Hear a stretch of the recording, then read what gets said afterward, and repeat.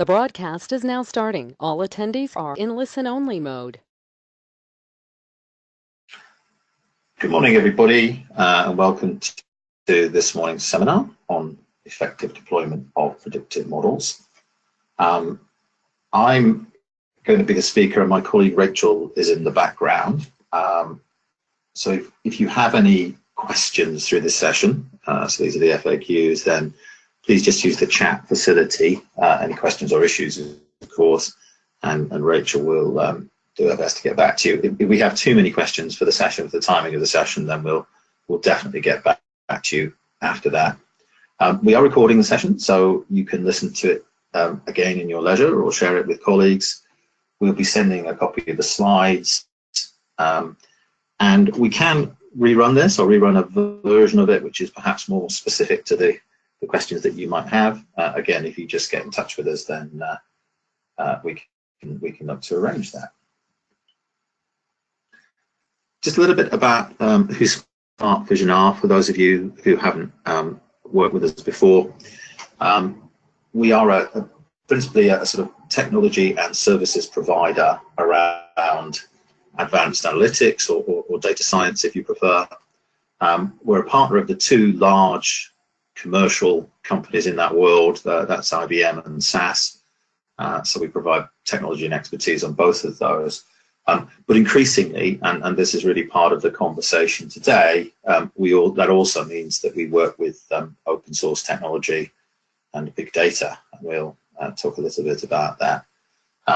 We're quite an experienced team. We have, on average, sort of 15 to 20 years in predictive analytics / data mining / data science / statistics / call it what you will. Some of us have a little bit more than that, but we don't like to talk about it. So today, in the context of predictive and deployment, what we'd like to do is share some of our experiences and present a kind of framework, really, of the sort of, at a high level at least, what the different options are when you've built a predictive model, which is of a certain level of accuracy and it's accurate enough to deploy into the field. What we're going to talk about are the sort of different ways in which you might do that, and obviously what the pros and cons of those different styles of deployment actually are.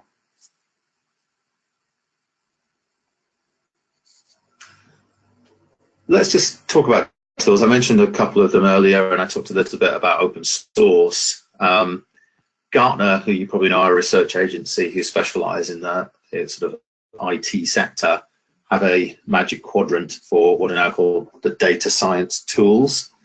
And it's really mainly, it was kind of a mixture really of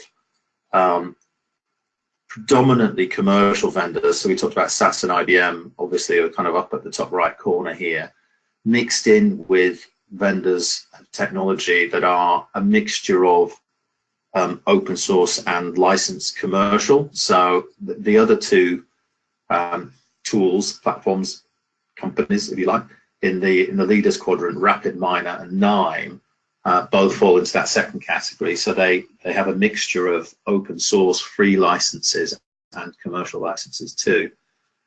And some of the others, if you look sort of down into the visionary space, you've got H2O and you've got Dataiku, who are probably more focused on the open source side, and who potentially kind of provide some levels of commercialization around that. So there's a whole mixture of different tools and software and platforms out there. The ones that are not mentioned in here, but are often inside the tools that many of the others provide, are the siblings of R and Python, which tend to be, as I'm sure many of you know, tend to be the sort of coding tools of choice from the open source world. But there are others, Spark ML, Spark Machine Learning, Azure ML, Amazon ML, anything with ML in it is machine learning. And that means that you can build predictive models as part of that. And there is a lot of roll your own open source out there in the world. And the commercial tools, so many of the tools, if not all of the tools on this side, are embracing that and building, allowing us to build those algorithms into kind of our model building process.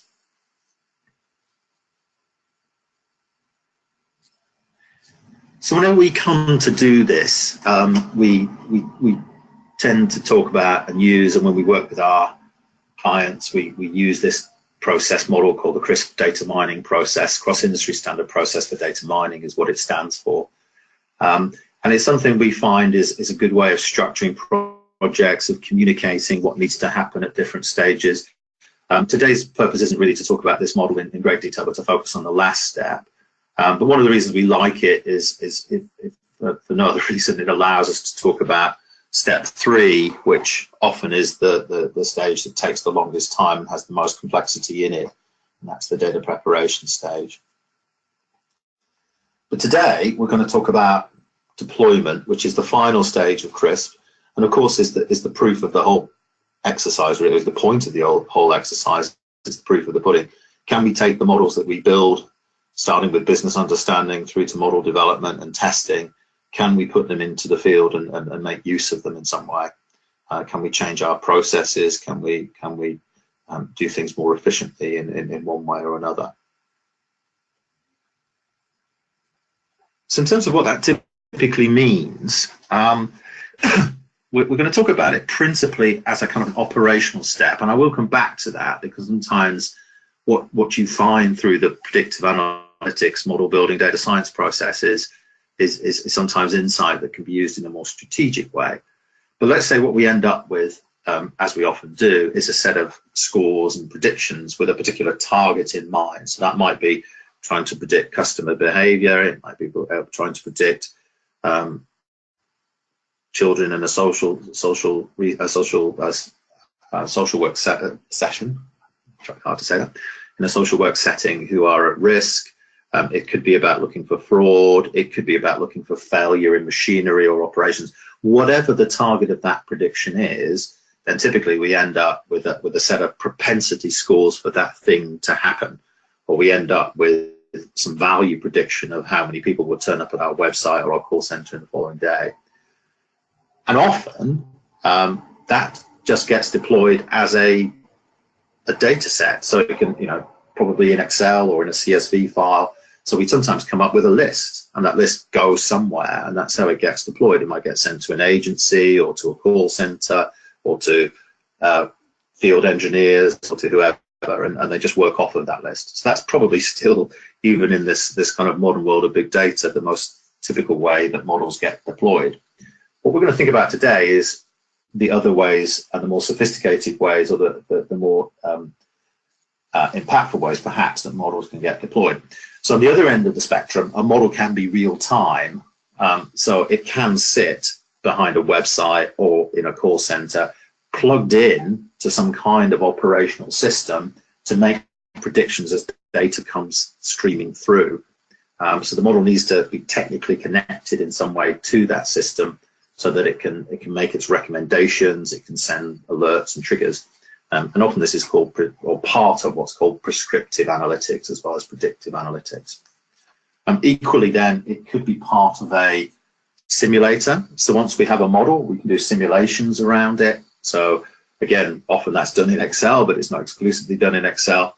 We can say, what happens if we change the amount of money that we spend on TV advertising? Is that going to increase the number of people who come and buy things from our site? So the model is a way of testing, changing different levers and testing what happens to the prediction, to the outcome. One of the crucial sort of technical points, I guess, and this sort of goes back to the CRISP process, where we've got model building and evaluation, and then we've got deployment. Model building is quite a heavy exercise, because we're usually processing large amounts of data to try and get an accurate model. So it can be hundreds of thousands, if not millions. And the model building process is quite chunky for that reason. When we deploy models, it's lighter, and it depends how much lighter it is based on the sophistication of the model. But often we're just taking formulae or weights or rules, logical conditions, and plugging them in.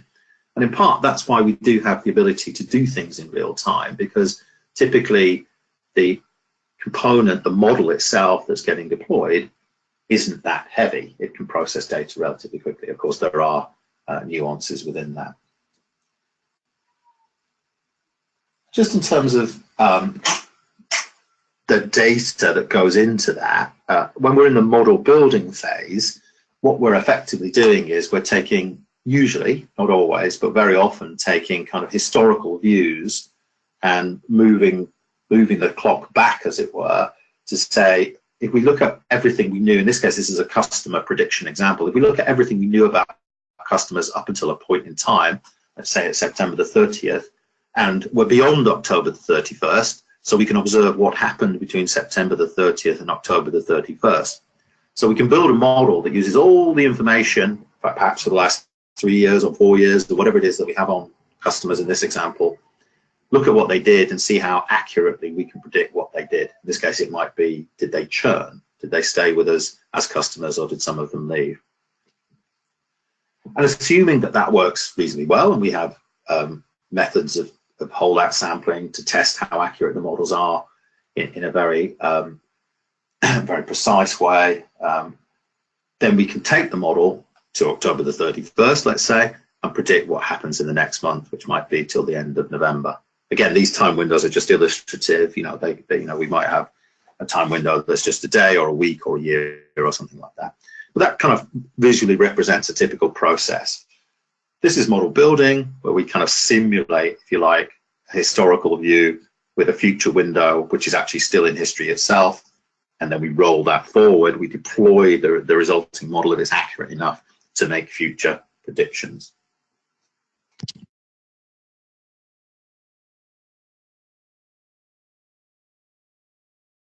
Of course, that's not the end of the story. Any model has a shelf life, and we need to observe how well the model does. You know, the model may succeed initially, it may be accurate enough, and part of the CRISP process is to find what that level of accuracy needs to be, but we need to keep monitoring and seeing how accurate the model is as time rolls forward, and potentially we have to go back through a whole kind of refresh process. Again, some of that can be done in an automated way, potentially, and that's where you sometimes see self-adapting models and champion challenger models. One of the reasons we like the CRISP DM process is it's been around for a while and it's kind of time tested, and it was originally designed by a consortia of various companies and academics. Having said that, IBM have themselves sort of taken the lead and created a phase 2 CRISP DM model, which is specifically about deployment.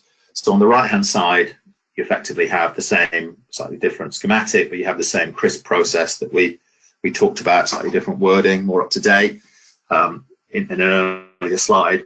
But then when we get to the deployment side, then we're into a whole different process. So this is relatively new, but we quite like it because, you know, based on our experience, we think it captures a lot of what effectively does happen in the model deployment process itself. So we certainly recommend having a look at ASIM DM, which is the sort of CRISP adaptation, if you like. And another crucial point, which isn't really what we're going to talk about today, but it is also part of deployment, strictly speaking, is sometimes what we get out of deployment, as well as the scores and predictions, are insights which may be used in a sense in a non-technical way.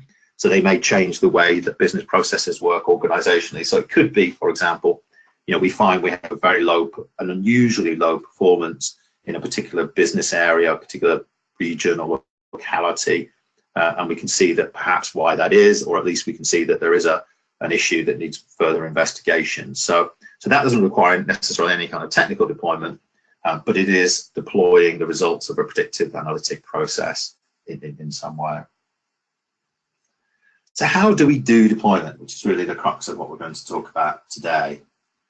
So we built a model and we want to plug it into something else. We want to perhaps connect it into a nightly scoring process or some other operational technical process. Well, the first and simplest way is we can take the model out and recode it. And we do literally mean code. So depending on what kind of model you have, it might be possible, depending on how complex it is, to relatively easily change that into the code that the target system or environment can understand. So we've taken the obvious example here, which is a linear regression. This is actually output coming straight out of R. Some of you, I'm sure, will recognize. It's a relatively simple R model where we're trying to predict a target variable called consume, which is level of consumption, and that's based upon price, temperature, and a few other things. So relatively simple model. And any software, whether it's open source or commercial, will show you the equation of the model if you're using a regression. Linear is probably the most simple, but the others at the end of the day are just variations of different kinds of algebraic formula. So assuming we know what the shape of that equation is, we can just take those numbers and plug them into something else. We can plug them into Excel, and often this is where this kind of regression model will go. So we just change the notation, and you could write as a slightly more user-friendly, you might argue, or maybe not, version of the model formula down at the bottom. Some people would argue that the constant point, the intercept, 0.157 should go at the end of that formula. But you can take that and relatively easily code that into Excel or SAP or any target environment. And the same is sort of true with decision trees.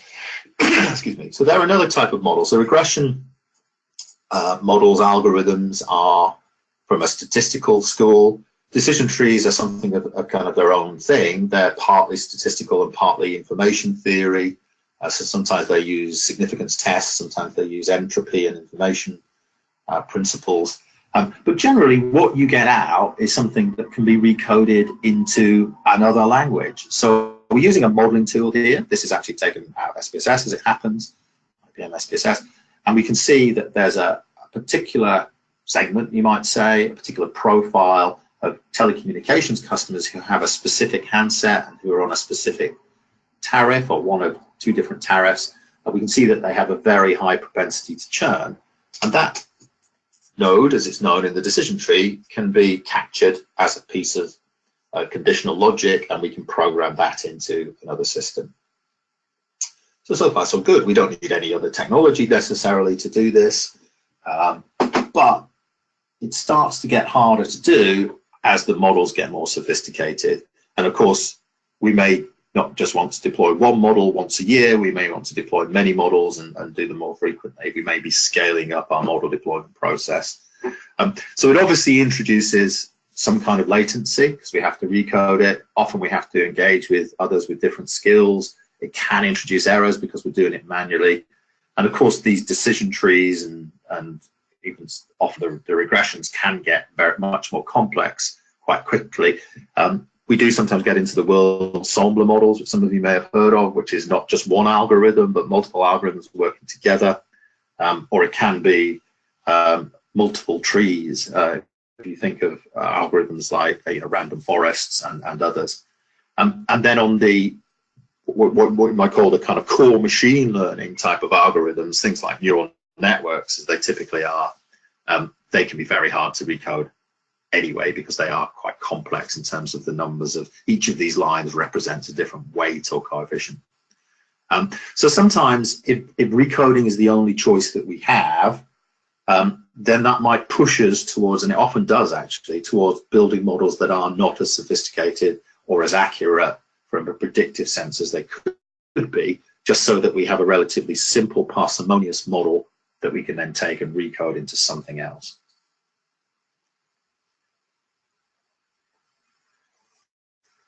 So option 2 is to, in a sense, automate that. So you saw the list of different, so some of the more popular tools. We talked about R, we talked about Python. Can we actually export the models themselves in a code format that other systems can understand, so they can be plugged into other software? And the answer is often you can, and there are two principal ways, or two main ways in which we do that. The first one is SQL, which of course is the language of relational databases. Now, that's not necessarily as straightforward as it sounds because not all SQL is the same. So the kind of SQL that's used in DB2 is different to the kind of SQL used in Oracle. But nonetheless, a good system will allow you to take account of that and produce your SQL that's ready for the particular database that you want to take the model and plug it into.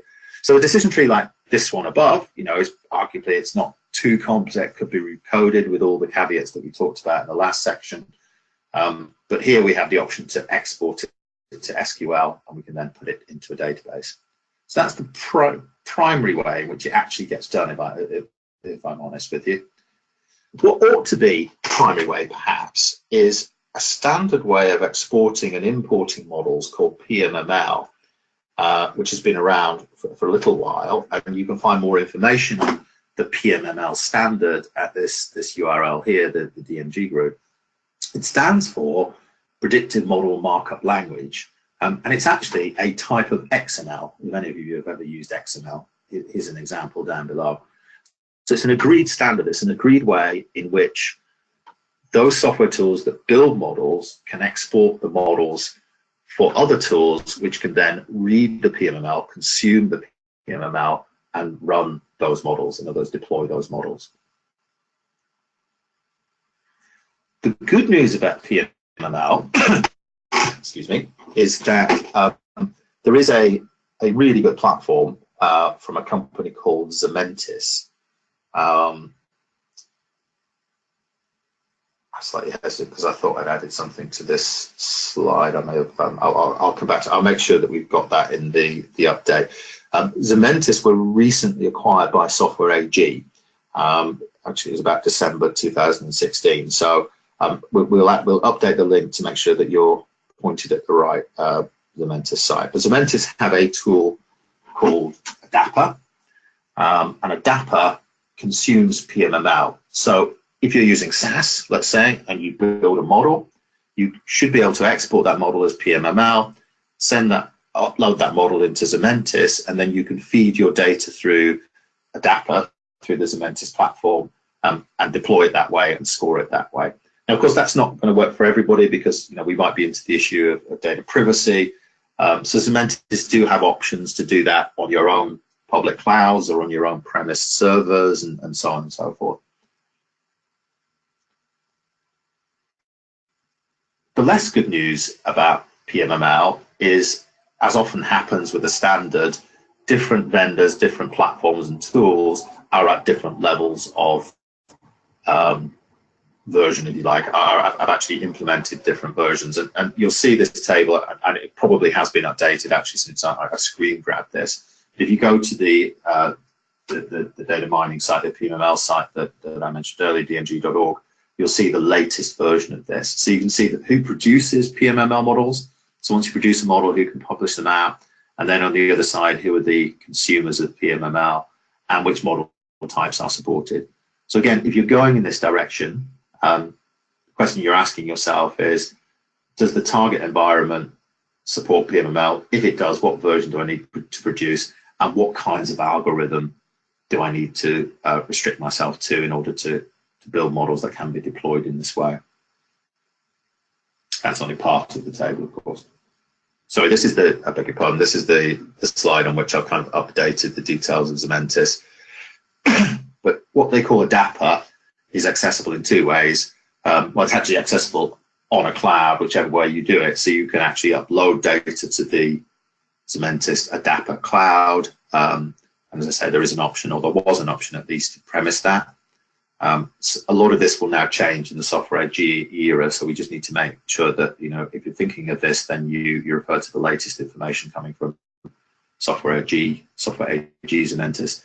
And the other nice option, and we've used this a number of times, is it has a plug-in to Excel.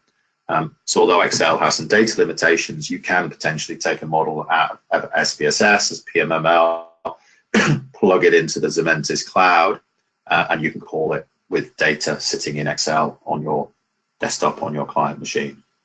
So Zementis Adapper has a nice little add-in to Excel.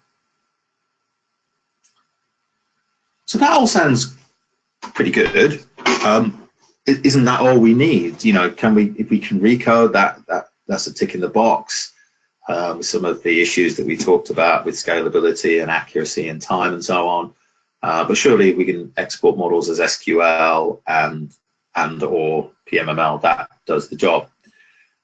One issue with that is there are lots of things that go around deployment which aren't just about the model. and they aren't just about getting the model working.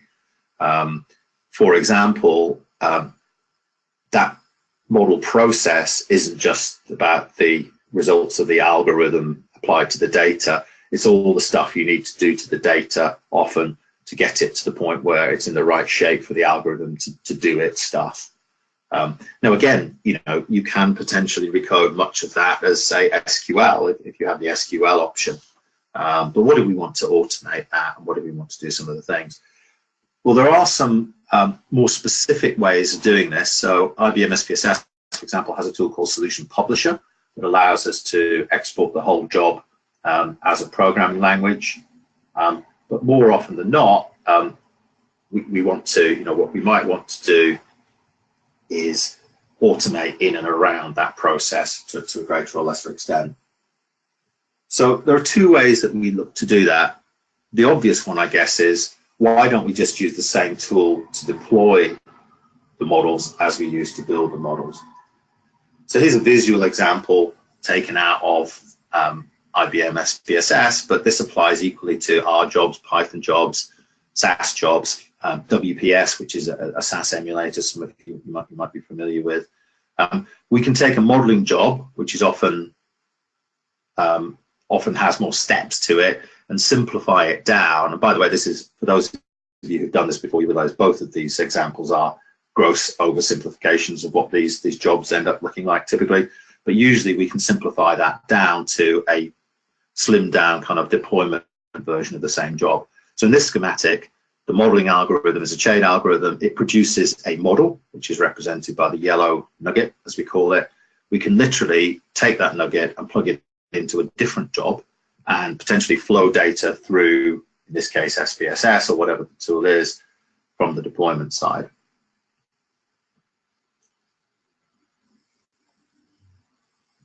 Another advantage of that is that we can, excuse me, we can potentially run it in batch. So we don't have to necessarily come in, interactively open a software user interface and run the job. So there doesn't have to be a manual intervention. Very often this means we can run it in batch. So we might just use, as we do in this case, the Windows task scheduler, schedule the job to run at 12 midnight every day or once a week, and that job can then be scheduled and can be executed. So that's a pretty good option. That doesn't mean that we have to export any code or recode anything. So there's a time-saving step there. The main challenge with it is that we have to make sure that we have the same software plugged into our operational side, if you like, that we have on our analytical side. And sometimes that's possible, but it isn't always possible. And as we'll see shortly, there are lots of other functions that we might need as we start to do more and more serious deployment that are just not covered when we deploy in this particular style. Hence option 4, which are the deployment platforms. And there are a number of these around. So what we've done here is we've sort of summarized some of the main capabilities, features, if you like, that a deployment platform needs to have. Well, first of all, I'm not going through all of these in detail, but it has to be able to deploy easily. So ideally, what you want are analysts, data scientists to be able to do their model building work, test their models, make sure that they're good enough to deploy, to put into production, if you like, and then allow them to be published, subject to other kind of workflow steps and checks and QA and so on, have them published into an operational environment, potentially without the involvement of IT, although of course IT has to have a level of governance over the whole process. A good engine will support, a good platform, I should say, will support multiple engines. So those should involve all the usual suspects, open source and commercial, and some cover some and some cover the others. We have to be able to do the monitoring bit because, as we said, models have varying levels of accuracy from the moment they hit the road and in subsequent days and weeks. We have to have the ability to alert to what happens when a job falls over on a Sunday night or it stops working in real time during the working day. Automated model refresh, so the idea of champion challenger or adaptive models is another nice thing to have. Real time, so the ability to run models in a real time setting is also important. The ability to integrate to other systems is often key, because usually the operational system is another tool, and they need to be able to talk to each other. So often that's done through some kind of web service, sort of service-oriented architecture, or kind of JMS messaging or something like that. And they also need to then support the workflow. So you can see, if you think about some of these particular facilities, this isn't for everybody, and this isn't for everybody from day one. It really is when you're starting to do this in a more upscale, arguably industrial way. So maybe you're starting to build lots of models and deploy them. You want to be able to have lots of deployment flexibility, and you want the ability to make sure that the process works. And often this is important, because these models are valuable assets, and the business change that they're driving is important, and often has a revenue profitability number associated with it. So it's completely different to the idea of just taking a regression, which is where we started, or recoding it into something. It's much more sophisticated than that. So in terms of what these tools look like, here's one of them. Excuse me. So SAS has something called Model Manager. So you find that they're more developed at this point in time, and it's very much a kind of a fast-moving world as far as sort of technology and data science goes.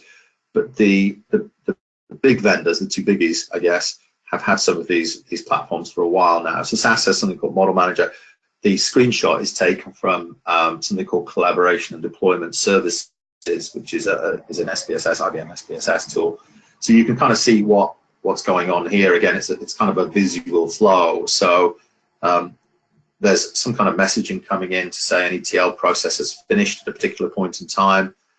Then there are 3 different workflows, 3 different streams, as they're known in SPSS Modeler, that do data preparation, do some tidying up afterwards, scoring, do some tidying up afterwards, and eventually exporting data in one form or another, and some reporting and some notification and so on.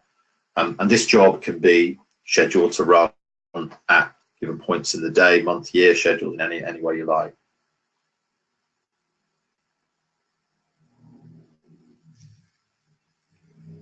And then what next? Well, if you like, the operational deployment can be a behind-the-scenes thing, potentially. So it can be something that just works in the background, almost like a batch process.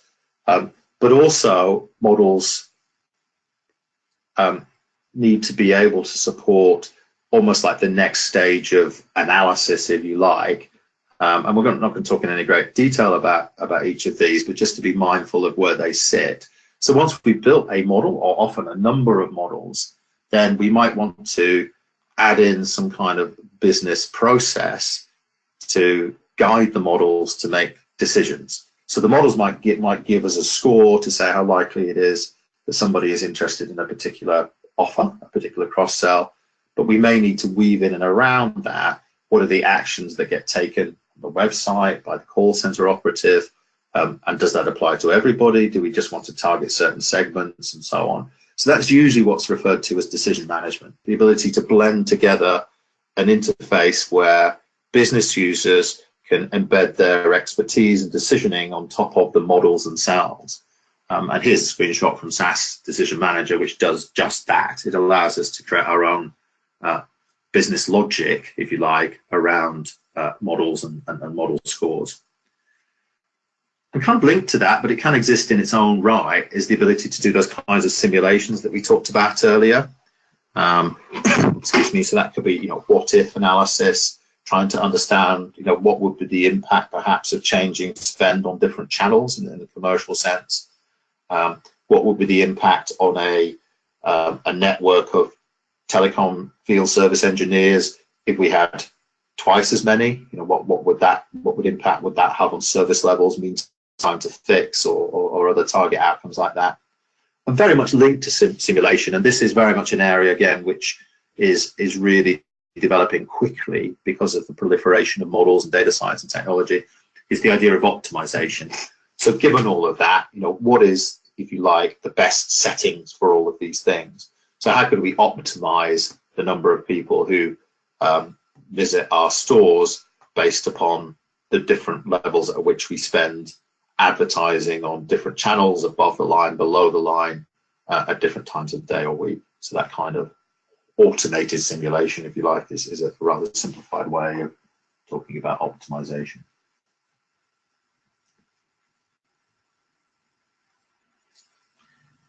So just to give you a kind of summary of all of that, when you're engaging on a sort of data science journey, if you like, it's important to think about a number of things. And we often, just because of the way that we approach these problems, start to think about obvious things like license costs, costs of ownership, availability of data scientists who can use different tools either within our business or in the marketplace generally. And you will find that there are a lot more certainly graduates and young kind of individuals with 2 or 3 years experience who've got a lot of who've got good expertise in Python and R and some of the open source tools. I think the key thing though is not just to see it as a model building exercise. If your journey is going to take you into more deployment, it's important to think about the full life cycle, if you like. So, how are you going to deploy if you're going to do predictive analytics, and what is the, in a sense, the total cost of ownership? In our experience, the platforms, which is where we ended up, are certainly not where you start. And if you're beginning your journey and you're starting to do predictive analytics, then it might be, 1, 2, 3, several years before you get to that particular point. So I think there's a journey that starts with the different levels that we talked about, which may just be that I just need to deploy one model efficiently at this point in time, so recoding might work. If the option to export and import exists, then you don't need to recode and you can build more sophisticated models. If you need to batch and schedule, then you may need to think about using the same tool that you used to build the original model as the deployment platform. But if you're really scaling up, then you may ultimately have to think about one of the deployment platforms that exists, because they support all the whistles and bells that you need to do effective deployment, monitoring, and all that operational connectivity that's required.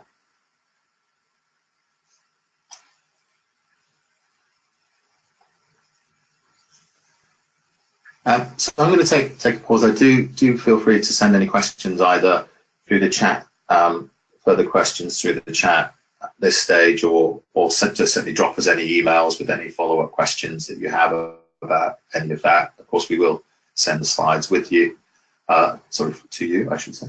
In terms of working with us, so we see our role really to help organizations navigate through some of the issues that we've been talking about today. So the selection and implementation of analytical tools.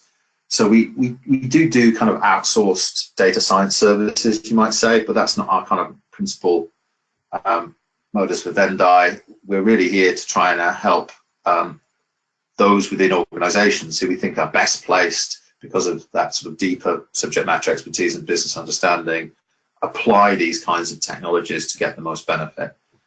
So we do a lot of very specific kind of skills transfer and enablement service in order to deliver that. We also run classroom training if there's a specific topic area that you want to train a number of individuals on.